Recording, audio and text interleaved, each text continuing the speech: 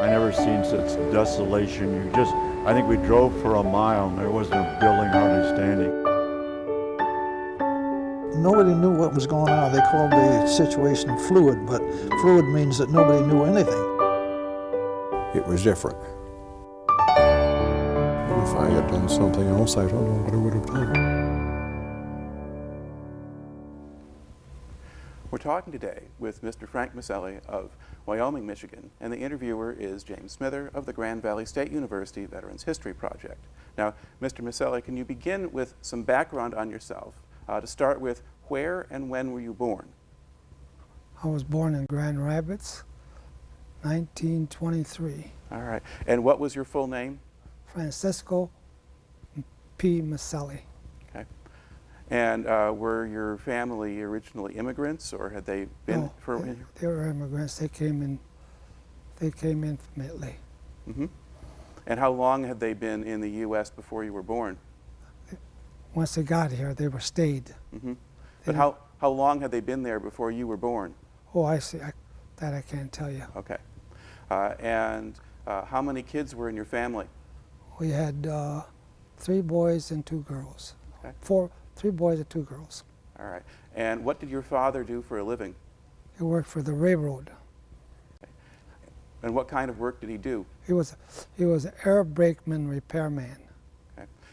And was he able to keep that job during the Depression? Yes. Okay. All right. And how much schooling did you get? Did you go through high school? All through high school and 2 years of junior college. Okay. And what high school did you go to? South High School.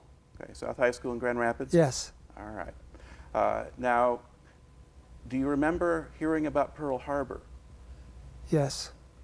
I was on a date at Pearl Harbor, just came out of the show. That was at Regent Theater when they had their x-rays, the new paper out saying that the war was out. Japan had attacked Pearl Harbor.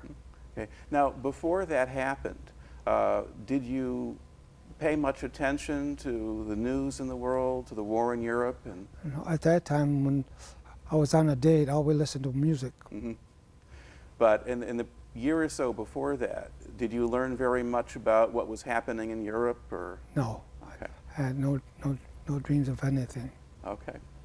All right. So then Pearl Harbor happens, and so you're still only, what, 17 then? 7, 8, yeah, going on 18. Going on 18. Okay. Now, did you give any thought to enlisting in the military, or did you just think they'd come for you? No, that was the thing at that particular time, is to enlist. But I was ready to go in as a draft, and they said keep the draft and we'll hold you up on that score. And that's the way I got in. Okay. So you basically just waited until they drafted you? Not really, no. I joined after I got drafted. Right. Okay. But, and then when was that? When did you join? I graduated in then I can't remember. Probably 42? 42 or 43. 43. I graduated in 1943. Was that from the junior college? No, that was from South High Just School. from high school? Yeah. Okay. I didn't graduate from junior college. All right. So you stayed in high school, then once you finished high school, then you went in. I went into the service. All right. Now, where did you report first? You signed up. Now, did you pick the Marine Corps, or did they pick you? No, I picked the Marine Corps. All right. Only because there was 2 of us that were going to join the Marine Corps. Well, he got held up on his physical. I was already sworn in the Marine Corps, so he went to the Navy, I went to the Marines. All right. Now, where did they send you for basic training?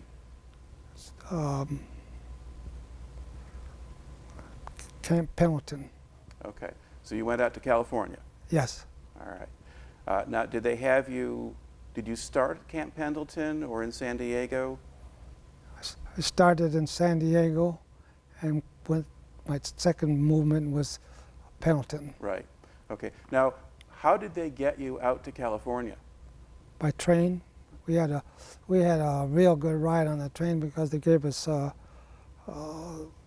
those small rooms because it took us 3 days to get there. All right. So you had compartments, or were you in a Pullman car? Pullman car. Okay. So you traveled better than most guys did. We did. Okay. How many men did they put in a car? I have no idea, but there was only 6 of us from Grand Rapids that left that day. Mm-hmm. Okay. Now, how long did it take you to get out to California? 3 days, a little over 3 days. All right. And what was it? Did it get hot when you got down there? Or? It got warm on the trip because we hit some of the real old countryside, and it was hot. Mm-hmm. Had a lot of what do you call those people sitting on the people that would met the trains, gave cookies, gave cigarettes. So they're like Red Cross people? Red Cross people, that's exactly what I wanted to say. Mm-hmm. Yes. Okay, so they look after you okay? Yes, they sure did. All right. Then when you got to San Diego and you got to the Marine base, what kind of welcome did they give you? It was dark when we got there. There wasn't that many people. Mm-hmm. There was a few there, that not much though, not Okay. not at all. All right. And how did they treat you then at boot camp? Very good, very good. They were very, very cooperative and help you as much as they can. Okay. Well, the reputation of Marine Corps boot camp is they're pretty hard on you. They did on boot camp once you got into your training. Mm-hmm. That was where it came in hard. Okay. Because you had different parts of the training was very difficult, and also going out to the rifle range and past a lot of these things that was handed out to be passed, like swimming, jumping off a boat into the water, and that was part of the initiation going in there. Mm-hmm. And what about military discipline, following orders? I follow orders. Well, or the whole group. mm-hmm. Oh, I didn't see anything that was disordered at all. I mean, everybody acted as well as they could act. Mm-hmm. A lot of them never left home, just like me. I never left home until I got out of Grand Rapids. And there was a lot of them that way, and a lot of them felt hurt when they got that way. But we were issued barracks, and the bedded roll there. And we came in there quite late. I thought maybe we were going to let us sleep in the morning, but that didn't happen. We had to get up and go to our the call and get ready for breakfast, Mm-hmm. and get ready for our next voyage. We didn't go on the voyage, but we had to start getting our uniforms, and then they took us to the dinner, the room where we have our dinner. That's all of our company that was there, and a few that we got from Texas. Mm-hmm. So were most of the men in your company from Michigan or the Midwest, or? No, we're mixed up. Okay, all over the place. Yeah. All right. Mhm. Now, how easy or hard was it for you to adjust to life in the Marines? I enjoyed it. That's the first experience I've had outside of home, and whatever was handed to me, I enjoyed it. Okay. I didn't like the end of it, but I enjoyed the beginning of it. Mm-hmm. Okay. So for you, following orders, that was normal? That's right. They tell you to do it, you do it? I did it. Okay. Now, did you have any experience with weapons before that? No, I never held a gun. Mm-hmm. No, especially when I didn't know what to do when they gave me that gun. But that's one of the first things that we got is our weapon, and we were told to remember the number on it, Mm-hmm. and always maintain it. Right. Okay. Mm-hmm. Now, did they have you do a lot of physical training, a lot of marching and Yes, very much. that kind of thing? Yeah, we walked every night, maybe 5 miles, one way, and come back the next way. And if they didn't like the way we did it, we had to go back out and try it again. All right. Now, the men who were training you, were the drill sergeants men who had been in combat already? Some of them were, yes, some were, and some were just coming just out of boot camp, but just like the rest of us. Okay. They So qualified for it, and they kept them. All right. Now, how long did the boot camp part last? I think it was, I'm not really sure on that. I want to say 3 or 4 weeks, maybe not that much. Okay, but pretty quick. Yes, pretty quick. Because they needed a lot of Marines. That's right. They had to move them out All right. because there was a lot of schooling we had to go to. Okay.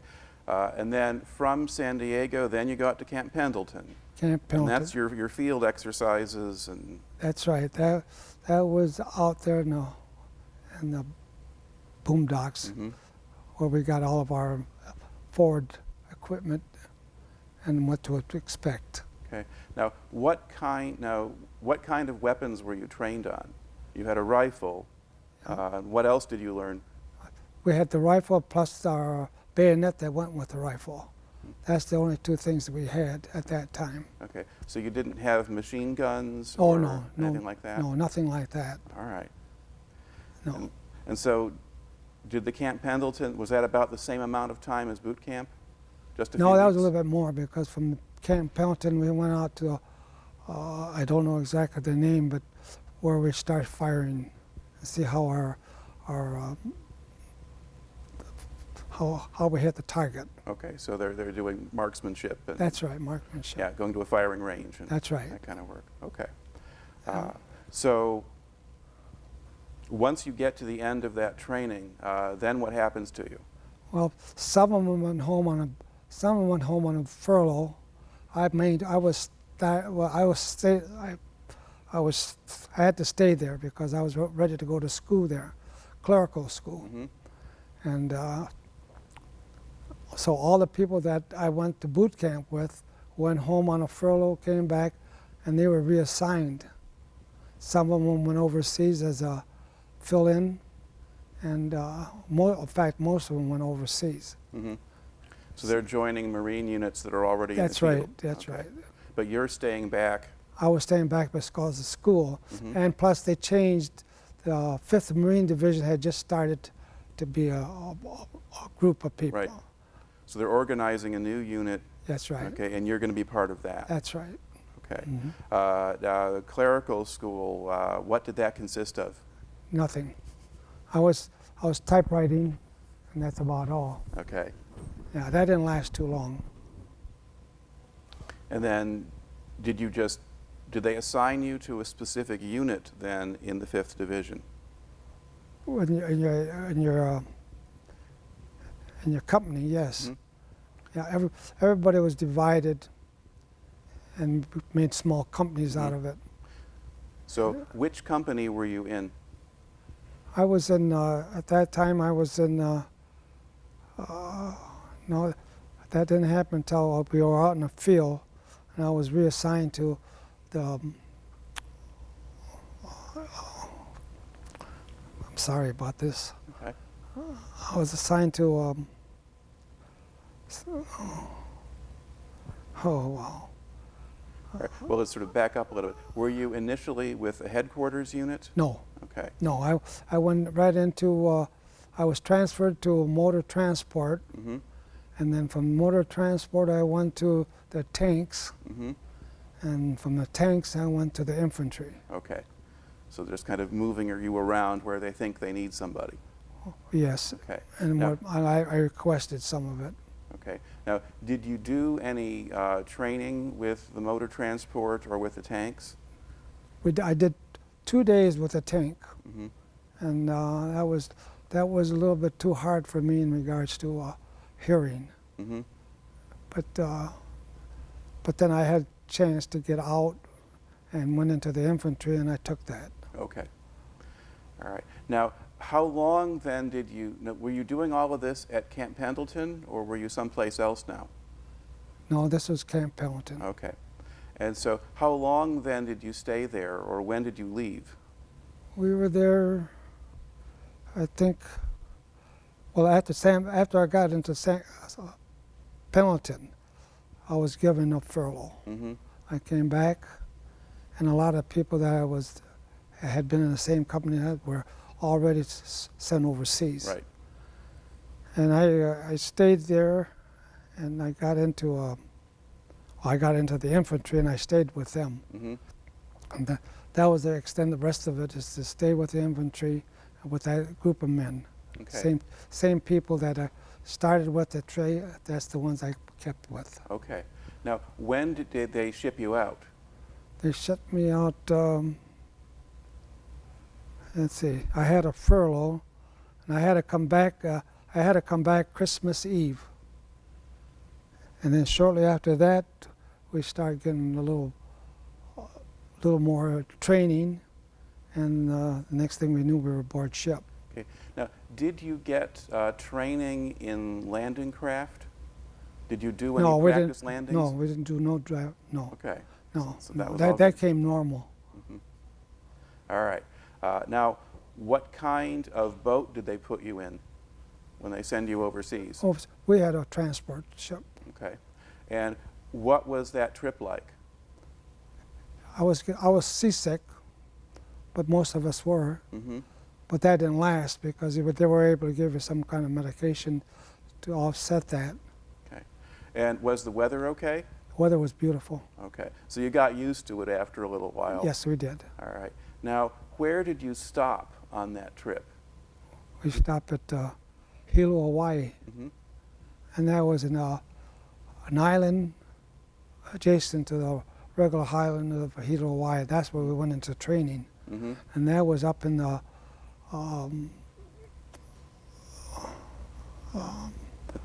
That's like on the big island in Hawaii, isn't it? no, we went to on the one side, Mhm. yes, and we went to a area where it was very, very sandy, mainly because we didn't know it at the time, but that's where we're going to hit something was real fine sandy, Mm-hmm. and that was up in the hills, and we were up in the hills for quite a while until one morning that we got called and saying to start loading up the bullets and the power that we had, Mm-hmm. and that's when we got aboard ship All right. and we moved out. And then where did you go next? We went to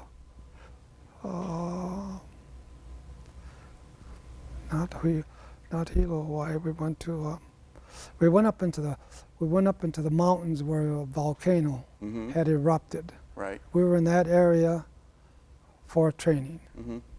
So you're training on the slopes of volcanic mountains, and you had training in the fine sand. That's right. So that's all getting you ready for Iwo Jima? That's right. Okay. But we- you didn't know that then? We did not know that. Okay. Now, when you left Hawaii, did you sail straight to Iwo Jima, or did you stop somewhere? Oh no, we stopped. We stopped. I'm trying to think. We stopped. Oh wow. Maybe in the Marianas? or No, Guam, we or had nothing Trinidad? like that. We were just, we were. Well, we were getting close to the combat zone, and So, did you get off the ship again, or did you just stay on the boat until you got to Iwo Jima? no, we got off the ship because we Okay. had to work. We had to load up for our ammunition, Mm-hmm. and we had to load up other things that needed manpower. Right. Because everything was, they couldn't put anything with wheels on it because they couldn't make a move. Mm-hmm. The sand was so fine. But the rest of it was all done by work. Mm-hmm. We loaded our ship with the ammunition Mm-hmm. and All right. everything that went with it. And that was an LST. Okay. That was a smaller ship. So you're heading toward Iwo Jima now, and you're sailing in an LST. Yeah.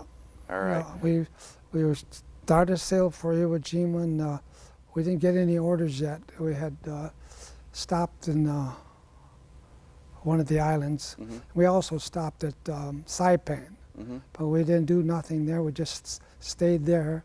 Then we went to another island, and that's where we got out and got the information in regards to our Your mission? mission, right? Okay. Yeah, that was that was it. And they didn't tell us at that time.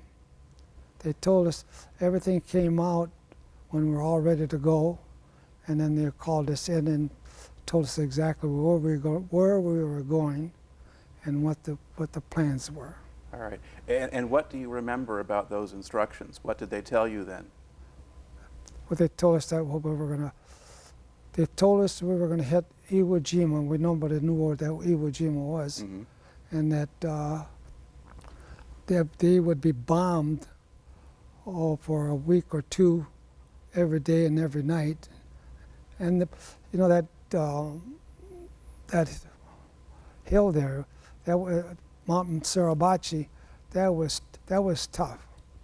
That was tough. They had Mount Suribachi had an opening there, and where they had the big guns on the on a train track, and that's the way they worked it. They worked it as they come out, they blew whatever they had left and went back for more. All going into this one big Mount Suribachi. Okay, but they didn't know that before you landed, did they? Well, that was their exercise. Yeah, but did you know that that was going to happen? No. No. Oh. No. No. When we landed there, we had no idea. We met the night before. They told us what to look for, where were we going, what was it like. And the main thing was the sand. The sand was very, very, very thin, and all you do is take one step forward and take two back. But then once we got to a little higher ground, it came a little harder. Right. Now, when you actually landed, did you get into landing craft, or did you just take the LST and land? No, we did not. We had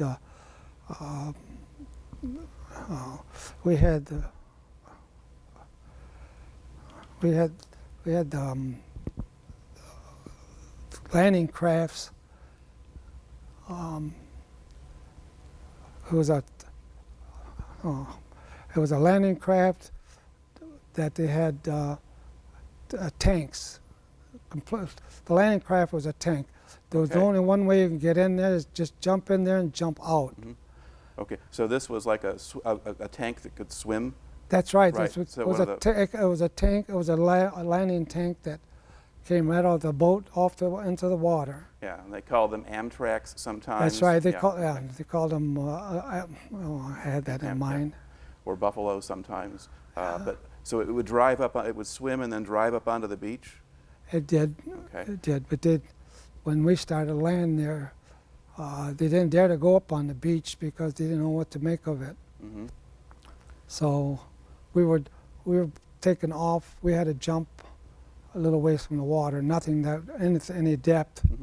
It was something where you could land safe and were able to move out. Okay. So you could wade on shore. So you could walk up. Yes. All right. Now, Yeah. did You you didn't walk up. You ran up. Yeah. Now, did you come under fire when you landed? We came under small arm fire, and so we came in. I came in, and the rest of us. I came in on the first wave. We had no problem. We were able to come in and go as far as we wanted to go, but we didn't go too far in because we had to wait for the rest of them to make all this thing work. And that's when, after the third company that came in, that's when Japan opened up on us. The Mount Suribachi turned out to be a hellstorm because with all their high infantry, all our High elevation? no, Or the artillery? the artillery was heavy. Okay. They had big, they had the opening was on a track, and they put the big guns on it, rolled it out, and then rolled it back. Okay. Now, were you surprised when they started shooting at you like that? Was that a surprise? Well, we were waiting for it. We had no problem up until that point. We went up, but it must have been about the third infantry that came out.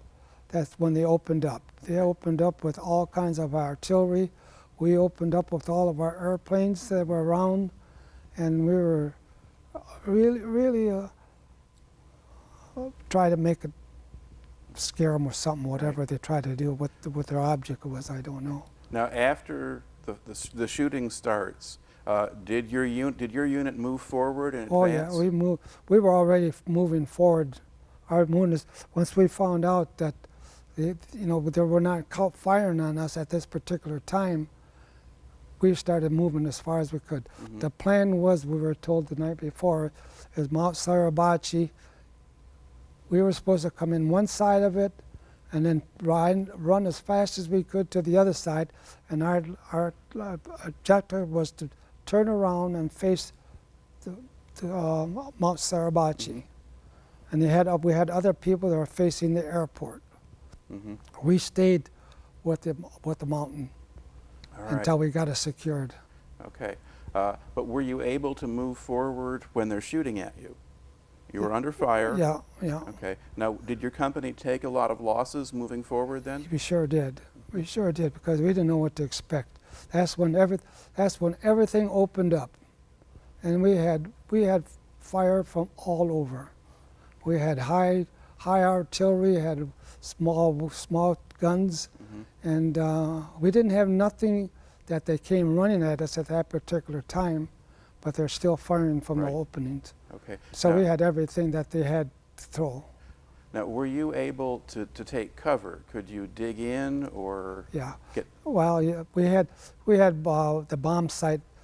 bomb I should. craters? Yeah, we had a lot of bomb site before we moved in there. They bombed that island for about a week or so, maybe plus, and so they had that pretty well broken up. Right. Now, could you dig into the ground, or was it too hard for that? Oh no, you can dig into it. You can dig right into it. That was very soft. It was like a beach sand, but only finer. Mhm. Yeah. And about how long did it take before you got up to the top of Suribachi? How many days do you think? It took us 2 days, because we brought on our big artilleries at that time. We brought in our airplanes that time, and they were doing it all day long, with blowing up that area. Okay. And then did your company move up the slope of the mountain? Did you go up? Our company moved to the back of it, Mm-hmm. because the front of the Mount Suribachi was already secured, Mm-hmm. but they didn't know what was behind it. Okay. And our company was the one that was suggested that we go in that back way, which was we did go up in that back way, and we didn't have any. We did have some small firing from the Japanese that were in the small islands, Mm-hmm. but they didn't have nothing anyway. Okay. Well, we were able to go up in the top, and we had no problem. All right. In that back lot, there was nothing. Okay. Now, at this point, about how much of your company was left? How many of you were still there? We already got our first reinforcements. Okay. So you'd taken one set of replacements already? Yeah. All right. Now, were they able to get you food and ammunition and supplies when you were up there? Well, you had plenty of supplies when you got off the boat. Okay. The food is just the K ration Right. and the C rations. So for that short amount of time, you had enough? Yeah, we had food and light water. Okay. Yeah. And, Of course, you wouldn't be eating it anyway. mhm. All right.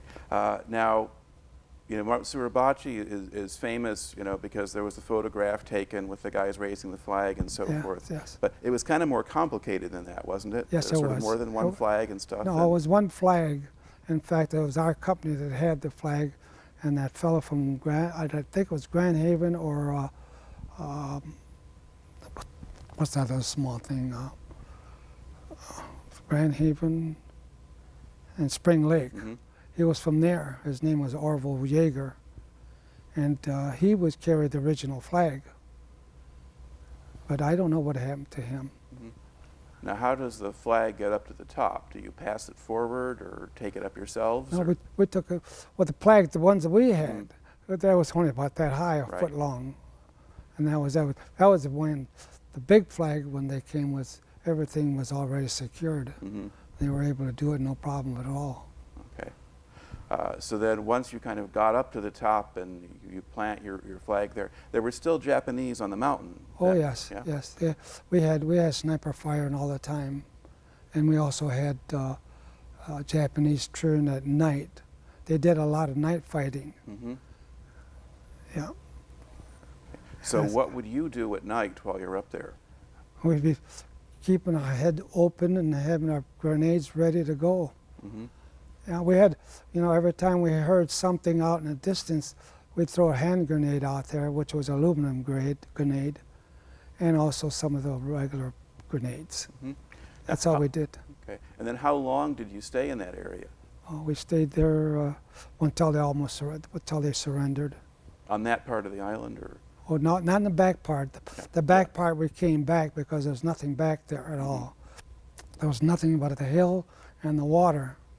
And there was a small island where some of them took refuge, Mm-hmm. but it didn't mean a thing because when they had a rifle fire, it never got to us. Right. So you're up there, and now was there fighting still going on over by the airfields? And Yes, yeah. that was after we had secured Mount Suribachi. Our next job was to go out and help on that first airport. Mm-hmm. And of course, about that time, we got the airport was captured, and it was okay to start bringing the people in. Mm-hmm. And they start bringing aircraft in. Yep. Well, Okay. they got the airfield regular to go, and they had all their equipment Mm-hmm. and all their ammunition. They came in fully loaded when they landed. All right. Yeah. So now somewhere in the process, you got wounded at some point? Yes, I did. Okay, how did that happen? That happened. That was that main day, the first day, we were running, and because when the island started erupting with all the gunfire and everything, and all the small arm and all the hand grenade, all the grenades or whatever they had as far as explosive item. I didn't feel it until I came to a big hole, and I stayed there, and there was a corpsman the next one over taking care of a guy, and he looked at me. He says, he says, you're bleeding right there. He says, I got to take a look at that. We don't want you to get any kind of Infection. infection Yeah. in there. So he took care of me out there on the playing field. Yeah. Now, did he suggest that you go back to the rear, or? No, you had the option. Okay. You had the option. You could go any place you want. I wasn't hit that hard. Mhm. I was hit with a piece of shrapnel that cut Right. me, and it was bleeding. And they didn't want have some kind of a soreness Mhm. on the heating. Yeah. Plus the fact they asked me if I wanted to go back there, and I said no. I don't think I want to go back at all. I said I'll stay right out here. Okay. Now, why did you make that decision? Because I seen them out there with Japan that came with their airships, and to go back to my ship out there, I didn't think. I thought I wanted to stay on the land anyway, Mhm. Okay. because a lot of my friends are still there. Now, were there Japanese aircraft or kamikazes attacking the ships now? No, there was not at that time. Okay. No, they didn't have any. But the fleet or the beach was being bombarded? Or? Yes. Yeah. Okay. So it was kind of maybe safer where you were. Yeah. All right. Well, and to speak, yeah, it was what you want to call safe or whatever you'd be. Mm-hmm. Be either a foxhole or somebody digging a little bit deeper, and So you Yeah. just stayed with your own men. Right. yes, and plus we were lost. There was a few of us got lost, and we were joined up with the company, the second company, Mhm.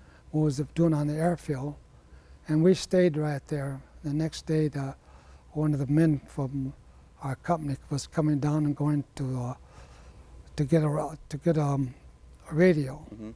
and he looked at us and he said he knew me. That was the Orville that knew me.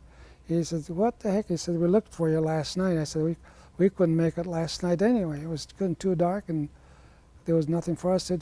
We had to stay where we were. Mm-hmm.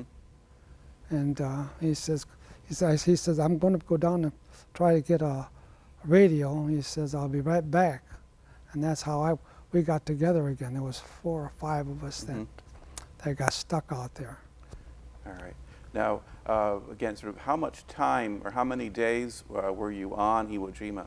We had at least 10 to 15 days. Okay. Yeah. Now, over the course of that time, how many men in your company got hit?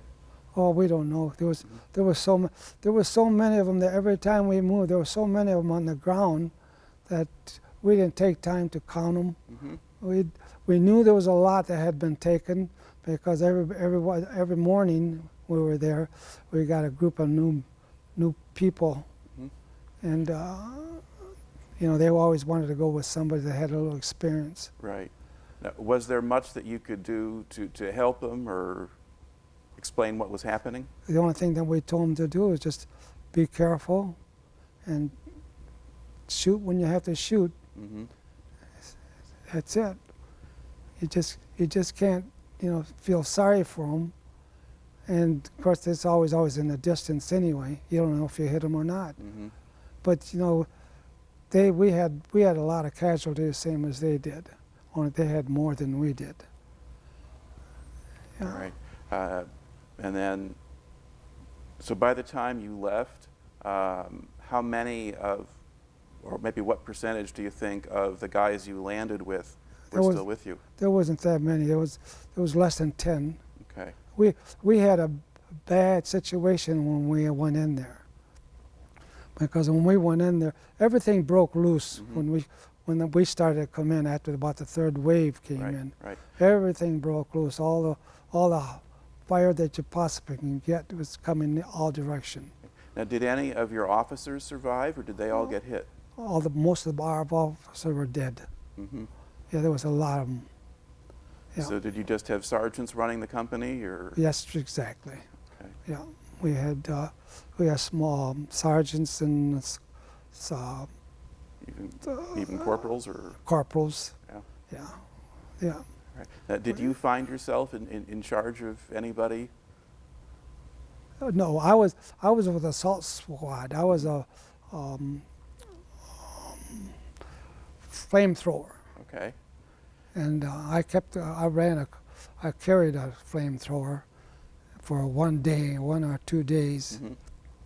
because they thought it was unnecessary to get and start getting in these pillbox to clean them everything up. It was too dangerous for one thing, and it wasn't worth it. Okay. So, but they exploded more artillery in there. All right. So you had a flamethrower, but now did you see other guys using flamethrowers? Or No, none of it. What we seen later on was our tanks were coming in. They had flamethrowers. Okay. But it was too dangerous for a man to carry. Well, because of the terrain. Mm-hmm. Yeah, the terrain was bad, and you know, you don't send a flamethrower all by himself. You know, you got a group that takes them and protects them, Right. so you can get them up to the place where they wanted to go. So I did. So did you then just use an M1? Did you just have a regular rifle then? I had an M1, yes. Okay. At one particular time I had a BAR Mm-hmm. that drew a lot of fire, so they took that away. I mean, they didn't take it away. We just changed from that to a rifle. Okay. All right. Now, I would think it might be kind of hard to just keep your head and keep your thinking straight if you're in there for 2 weeks and people are getting shot at all the time and all these guys are getting hit. Yeah. What helped you kind of keep things together? No, because we have a big artillery firing. That's when we move. Mm-hmm. We had the big artillery firing all the time, and they see us down there, and that's the way we kept going. Okay. And we already got our big officer telling us what to do and when to move out. We had a time schedule to go and ready to move out, lock and load, of course, you've heard that. That was the only time they move out. And also, we had one time they had attach your bayonet to your rifle. Because you don't know what, you forget about everything. You're out there to try to keep yourself and also do your job. So you just focus on that and don't worry about anything else. No, because there's other people that'll do that. All right. Now, did you ever see any of the Japanese? Oh yes, we see plenty of them. Uh, They travel mostly at night. They try to break up our line of duty, But they travel. We had a lot of people that were killed during the night. Of course, there was a lot being killed with them too. Right. Now, how close did the Japanese get to you? Real close, because I had a friend of mine from Texas. He took on 14 Japanese.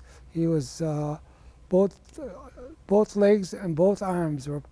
Then in the morning we found out that he had missed all those.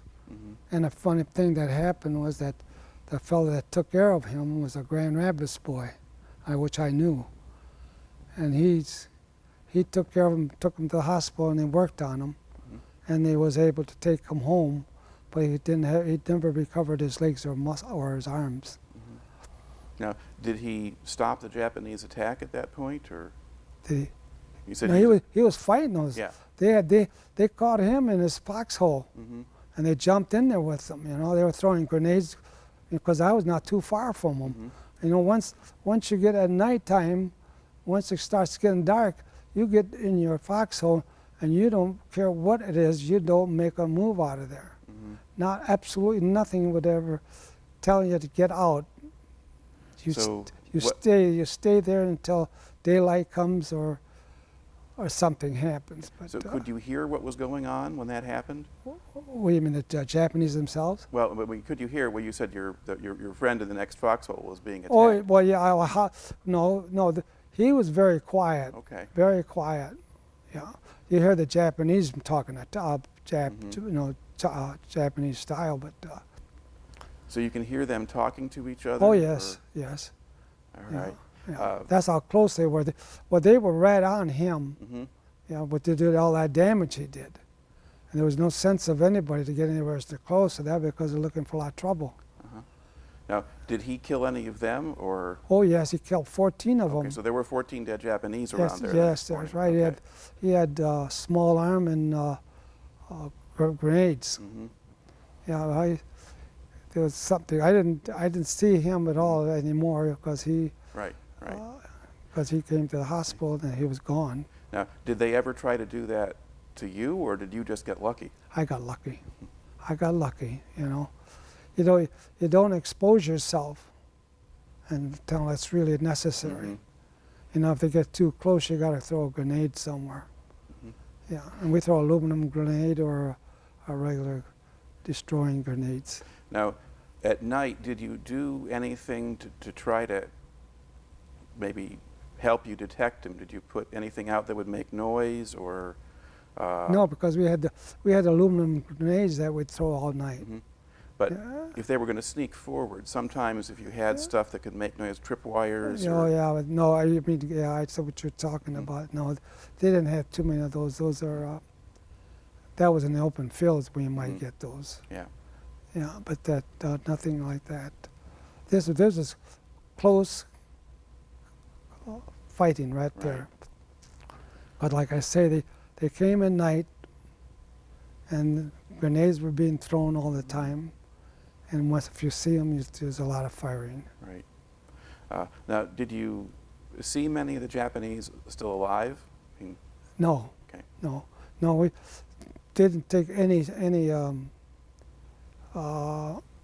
have prisoners at that point? No. We couldn't handle them. Couldn't handle them. And plus none of us. Well, we had interpreters, but we didn't know what was going on. Now, you're on the island there for about 2 weeks or something like that. Did you move every day? Oh, yes. Okay. Yes, because we had to go, like I say, we crossed the island, and we stayed there to see if there was any more interruptions coming in this direction. And then we got the word to reverse our tactics and go towards the airfield. Mm-hmm. And that was the next morning we had that. And then once you were doing that, you would still move around every day, or? Once we started getting the airport kind of cleaned out and the firing had stopped a little bit, then we were able to do what we wanted to do. Now, did you have problems with the Japanese coming up behind you? Anyone hiding to your rear who would come up behind? Yes. They had one point, they had foxholes that once we start moving, they'd come up and fire and then go back. But that didn't happen too often. That did happen. Now, during the time when your unit is engaged in this fighting, did you ever go back to the beach or to a rear area, or did you just always stay with the company? Oh, stayed with the company. You got to be with them because that's what it's all about. Okay. Stick together all the time. Yeah, All right. can't let one man do it by himself. Okay.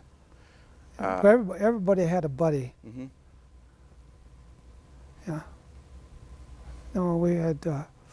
No, we never tried it in the foxhole to try to get out or try to help somebody, or even you don't talk. That's just talking. Yeah. Mm-hmm. That's nothing that you wouldn't do that anyway. Now, did you have medics or officers who would try to go around and talk to different people, or who would move from place to place? No. Okay. No, we didn't have no. Whoever started coming is there wasn't that many, and that one of that many that was able to travel going from one area to the other. They waited up to a certain time when they really opened up. Of course, towards the end there, they didn't have nothing. Right. Okay. No. Now,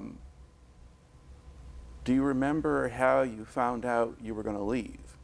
Did someone come around and tell you you were moving out? Oh yes, we have our officer in charge. He's the one that tells us what we got to do. He tells us what the plan is going to be during the day, where we're going to go, and then what our objective was. Okay. Now, was he able to do that for you every day? Every time we had to move out, yes, because we didn't. Otherwise, we'd stay there. Mm-hmm. Okay. Yeah. So one day, so you've been fighting now. By the time you moved out, did you have the feeling that the fight was pretty much over, or your job was done, or was it still going on? They're still going on. Okay. Yeah, they had a lot of rifle fire at night. Mm-hmm. We didn't know where it was coming from. You're just hoping it's not hitting you. So what was your reaction when you found out you were leaving? Kind of. Well, we were walking up the road there. Everybody was meeting the rest of them that were replacing you. Mm-hmm. And wishing them luck, Yeah. and that was it. Yeah. And how many men in your company were left at that point? I think they were saying they had 6 or a little better. I don't know. I really don't know. Wow. I heard the count 6 at one time because every day we were getting new people. Mm-hmm. We were getting new people. All right. Now, so were you just leaving was it just a handful of you leaving at that point, or were you with a larger group? No. The whole battalion, or? Well, what was left of us, we stayed together. Mm-hmm.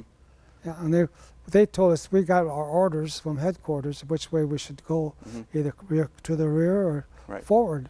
Okay. Once we got forward, we'd pick up more people. Right. But I'm asking now, when you're ordered to leave the island, Oh, I see. yeah. So at that point, how many of you were going off together? Oh. Was it a whole company at that point, or what was left of it, or the battalion? The company, what was left of it. Mm-hmm. No, there wasn't that many left because, like I said, we got a lot of replacements all the time. And you didn't even know their name, you didn't know them, period. All right. Now, did your unit, though, go as a group, I mean, including the replacements, or did the replacements stay and the veteran guys leave? No, some of the veteran guys had to stay, Mm-hmm. but a lot of them left. Okay. So you left. Now, do they put you on a transport ship and move you out, or what do you do after Iwo Jima?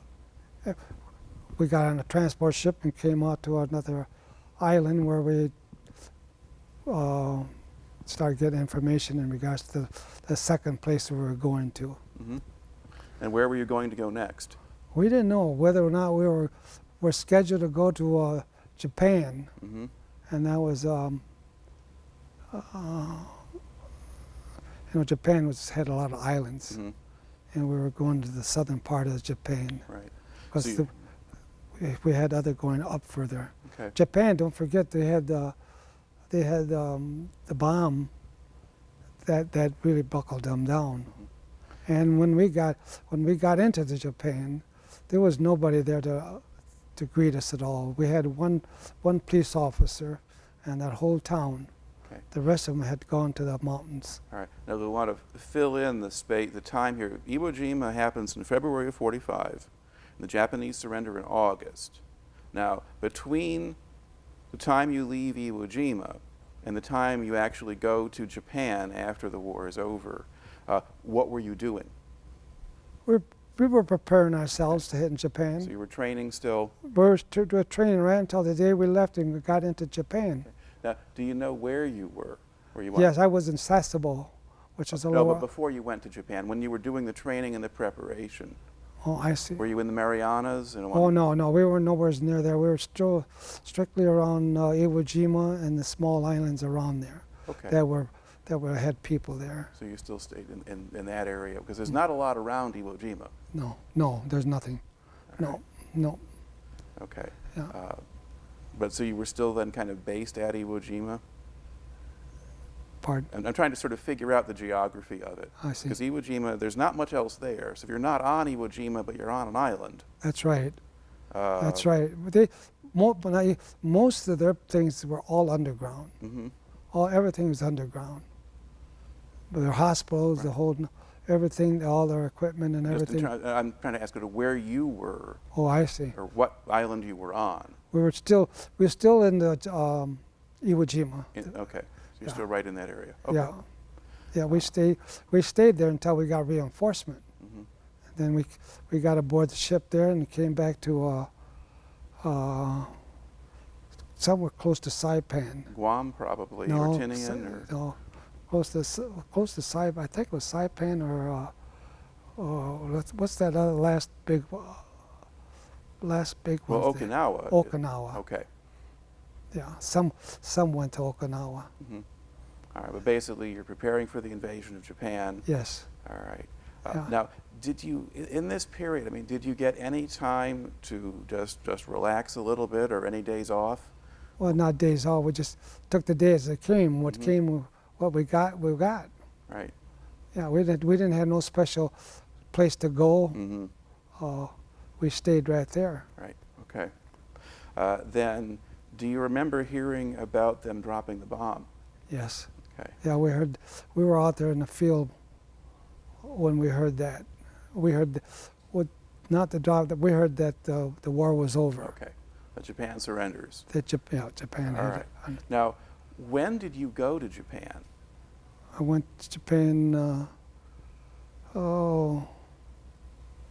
Or how long after the surrender do you think? not very long. Okay. No, because we didn't move. We were still on the run. Mm-hmm. And once we got Japan surrendered, Mm-hmm. then we made arrangements to go to Japan to see what Okay. what could be done in there. All right. So they land you then at Sasebo, and that's a Japanese naval base. Yeah, Okay. So kind of describe that. What happens when you get there? there was nobody there, absolutely nobody. They had one police officer. All the people had gone to the mountains, Mm-hmm. and then day or two later they start coming out of the mountain. But we had more trouble with the Koreans that they had up in the mountains as prisoners. Mm-hmm. We had more trouble with them than we did with the Japanese themselves. Were they prisoners or were they laborers? Laborers. Yeah. Yeah. Okay. And but they just didn't behave well. Oh or- no! Once they got broke loose on that prison, they were, you couldn't grab them. We couldn't get them. But they started run wherever they can run. They didn't know they were being saved. Mm-hmm. I don't know what happened after that. Okay. Now, about how long did you stay in Japan? I stayed in Japan.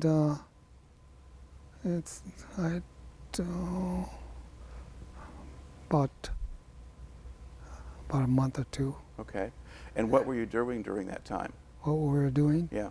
we were trying to keep the Koreans from fighting all the time, and we were just making policing, Mm-hmm. policing. So you're kind of providing security at that point. Yes. All right. Now, as the Japanese started to come down out of the hills and come back into the town, how did they behave toward you? They behaved real well. They didn't want any part of it anyway. After the atomic bomb went out and they saw what happened to them, then they respected us more so. So whatever we said, they would go along. And of course, we had a lot of Japanese interpreters, Mm-hmm. and to let them know the fighting was over, and for them to come out Mm-hmm. and resume their living. Okay. Now, had they been expecting you to do a lot of damage when you got there, or to attack them or something? I don't think so, unless what they got was from people, other people from other countries were telling us what would have happened. Because we at one time they said the American people would just want to take the prisoners and shoot them. Well, that was not the truth. So they were maybe afraid of you at first. They and were then- afraid. That's right, exactly. and They then- all went up into the hills, and then they start coming a little bit at a time, coming down. Finally, they start coming in a large quantity. All right. So then now, did you travel around at all in Japan, or did you just stay in Sasebo? Well, that was stated right in Sasebo. Okay. Yeah, we didn't travel after that. Yeah. It was kind of hard to get around in Japan that early. You kind of stayed where you were.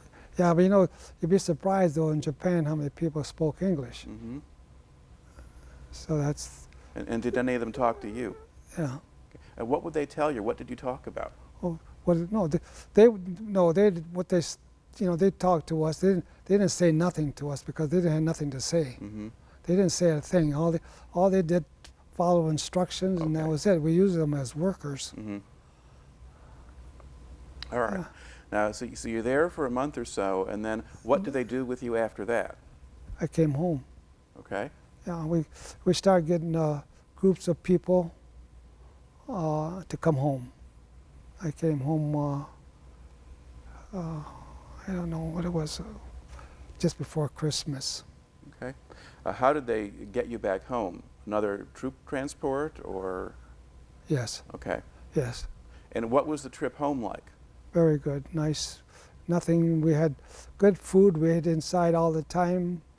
We were able to shower all the time, Mhm. and it was something a lot different from what we were quite. Accustomed to, yeah. Yeah, All right. And so then when do you get back to the States? we got back. Let's see. I got back. I think it was an early spring. I don't know Okay. the month. All right. Yeah, we came back to San Diego. Okay.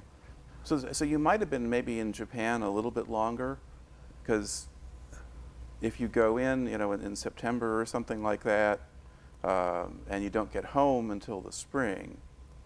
Oh, well, I might have been wrong in that. Like I said, I don't recall exactly what happened. But you didn't go any other places. No, we didn't go. There was no other place to Yeah. go. Well, some Marines went to China. Oh, that it kind of was thing. yeah. No, we didn't go to China. There's a few that went to China, only because they'd been there. They were interpreters. Yeah. Well, some units were put there to help move the Japanese soldiers out. Yeah, well, yeah. They had a problem with Japanese soldiers in China. Hmm. Yeah. But you didn't have to worry about We that. didn't worry about them Okay. at all. We stayed right on. We had barracks up in the hills, and we had small towns, and the people were very accommodating, Hmm. and they treated us, like kings because they knew what happened before. Right. Okay. Now, once you finally get back to the States, where do they send you to get discharged? Okay, I got sent back to Chicago, Hmm. and I could have got discharged in California because I had intended to make a trip around the world, but I was told not to, and I came back home. Okay. So What gave you the idea of going around the world, or just? Well, I just wanted to see. I wanted to go to Europe, Mm-hmm. which they had a lot of people in there, a lot of our soldiers there, Mm-hmm. and I thought it'd be something different. There was nothing else to come home to, except my mother and father and my sisters, my family. That's about all. All right. But that wasn't terribly practical in 1946. So you go home. There was a lot of them. A lot of them took a lot of them re-enlisted in the Marine Corps. Mm-hmm. They had a lot of them.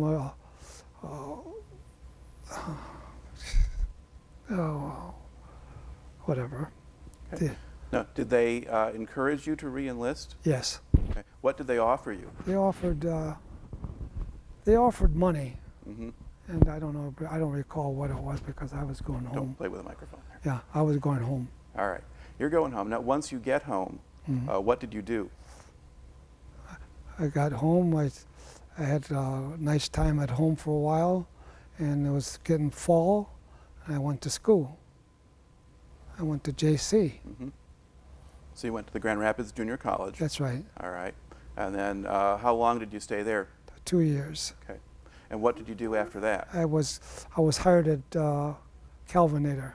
Mm-hmm. You know what Calvinator is? Made refrigeration and stoves. Right. Yeah. I went to General Motors looking for work, but Calvinator was paying more money, Mm-hmm. and the opportunity was a lot better. Okay. So I went to Calvinators. And what kind of work were you doing for them? I was working in the office. Okay. I ended up in purchasing. Mm-hmm. I was a buyer. All right. And then did you stay with them then for your career, or did you move around? No, I stayed with them. Okay. I stayed with them right to the end. All right. Now, if you kind of think back a little bit to the time that you spent in the Marine Corps, what kind of effect do you think that had on you? I learned a lot more than I would have learned. I mean, reality with the Marine Corps. I mean, there were a group of men and ladies or girls that were fighting as one person, not as individuals. Mm-hmm. There were a lot more closer relationship. Mm-hmm. Yeah. All right. Now, if you think back to the time that you spent in the Marine Corps, whether not just Iwo Jima, but the rest of the time too, are there particular events or things that kind of come back to you, that your particular memories you've got that you haven't brought into the story here yet? No. Okay. No. All right. No. I think I covered it everything. Okay. Well, you managed to cover quite a bit, and I'd just like to close here by thanking you for coming and talking to me today. Okay. You're welcome. All right.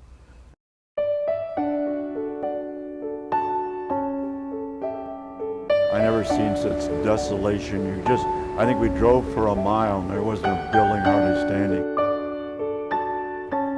Nobody knew what was going on. They called the situation fluid, but fluid means that nobody knew anything. It was different.